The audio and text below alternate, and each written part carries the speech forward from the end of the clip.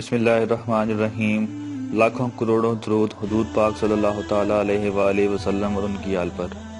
سوال: گائے بھینس کا بچہ پیدا ہونے کے بعد 2 یا 3 دن تک جو گاڑھا دودھ آتا ہے اسے کھیس کہتے ہیں، کیا اسے پکا کر کھانا جائز ہے؟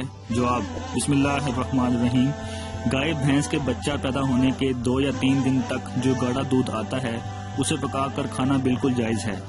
اسے پکانے کا ایک طریقہ یہ بھی ہے کہ اس میں چینی یا شہد ڈال کر پکا لیا جائے، اور جب یہ پک جائے تو اسے کسی تھال وغیرہ میں ڈال دیں تاکہ یہ ٹھنڈی ہو کر جم جائے، اور پھر چھری سے اس کے نمک پارے کی طرح کے ٹکڑے کر کے تناول فرمائیں، یعنی کھائیں، بڑے لذیذ ہوتے ہیں۔